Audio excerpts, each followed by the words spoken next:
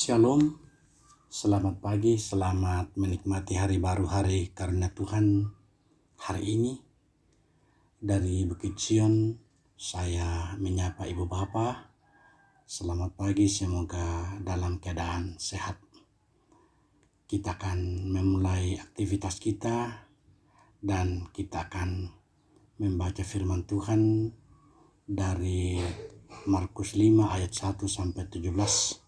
Sesuai dengan bahan renungan harian Gereja Toraja hari Rabu tanggal 31 Januari 2024. Namun sebelum itu mari kita meminta kekuatan di dalam doa. Kita berdoa. Ya Tuhan, terima kasih, sungguh baik Engkau ya Allah. Engkau telah membangunkan kami dengan tubuh yang sehat. Kami akan memulai aktivitas kami. Kiranya Tuhan berkenan memberkati dan melindungi kami. Ya Bapa di surga, dengarkan doa kami. Dalam Kristus kami berdoa. Amin. Markus pasal 5 ayat 1 sampai dengan ayatnya yang ke-17. Lembaga Alkitab Indonesia memberikan judul Yesus mengusir roh jahat dari orang gerasa. Lalu sampailah mereka di seberang danau di daerah orang Gerasa. Baru saja Yesus turun dari perahu, datanglah seorang yang kerasukan roh jahat dari pekuburan menemui dia. Orang itu diam di sana dan tidak ada seorang pun lagi yang sanggup mengikatnya sekalipun dengan rantai. Karena sudah sering ia dibelenggu dan dirantai, tetapi rantainya diputuskannya dan belenggunya dimusnahkannya, sehingga tidak ada seorang pun yang cukup kuat untuk menjinakkannya. Siang malam ia berkeliaran di pekuburan dan di bukit-bukit sambil berteriak-teriak dan memukuli dirinya sendiri dengan batu. Ketika ia melihat Yesus dari jauh, berlarilah ia mendapatkannya lalu menyembahnya. Dan dengan keras ia berteriak, "Apa urusanmu dengan aku, hai Yesus, Anak Allah yang Maha Tinggi? Demi Allah, jangan siksa aku." Karena sebetulnya Yesus mengatakan kepadanya, "Hai engkau roh jahat, keluar dari orang ini." Kemudian ia bertanya kepada orang itu, "Siapa namamu?" Jawabnya, "Namaku Legion, karena kami banyak." Ia memohon dengan sangat supaya Yesus jangan mengusir roh-roh itu keluar dari daerah itu. Adalah di sana di lereng bukit sejumlah besar babi sedang mencari makan. Lalu roh-roh itu meminta kepadanya, katanya, "Suruhlah kami pindah ke dalam babi-babi itu, biarkanlah kami memasukinya." Yesus mengabulkan permintaan mereka, lalu berbuatlah roh-roh jahat itu dan memasuki babi-babi itu.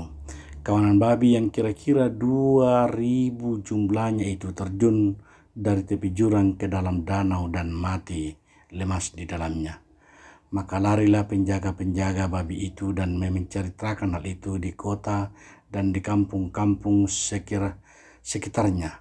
Lalu keluarlah orang untuk melihat apa yang terjadi. Mereka datang kepada Yesus dan melihat orang yang kerasukan itu duduk, sudah berpakaian dan sudah waras. Orang yang tadinya kerasukan legion itu, maka takutlah mereka. Orang-orang yang telah melihat sendiri hal itu menceritakan kepada mereka tentang apa yang telah terjadi atas orang yang kerasukan setan itu dan tentang babi-babi itu. Lalu mereka mendesak Yesus supaya ia meninggalkan daerah mereka. Demikian firman Tuhan. Ibu Bapa, saudara-saudara yang dikasihi di dalam Kristus Yesus, kalau hari ini kita diperhadapkan dengan firman Tuhan tentang Yesus mengusir roh jahat dari orang Gerasa. Pernahkah kita melihat piring pecah atau gelas retak atau panci berlubang? Apakah kita mau tetap menggunakannya? Mungkin mayoritas mengatakan tidak. Piring pecah, gelas yang retak, panci berlubang, dan semuanya itu dikelompokkan sebagai barang rusak. Ya, namanya barang rusak berarti barang itu segera dibuang ke tempat sampah. Di Gerasa dalam teks ini ada seorang yang kerasukan roh jahat. Siang dan malam ia berkeliaran di pekuburan dan di atas bukit-bukit sambil berteriak-teriak dan memukul dirinya dengan batu. Di mata sesamanya orang itu seperti barang rusak. Maka ia pun terbuang dari masyarakat, terkucilkan dari masyarakat, dijauhi dari masyarakat. Tidak ada orang yang peduli lagi terhadapnya. Sungguh menarik mengetahui Yesus masih menginginkan barang rusak itu. Bersama murid-muridnya dia menerjang ombak dan topan untuk pergi ke seberang tempat orang itu berada. Markus 4 ayat 35-41. Bagi Yesus orang itu masih berharga. Bagi Yesus manusia itu sekalipun rusak, dia tetap berharga.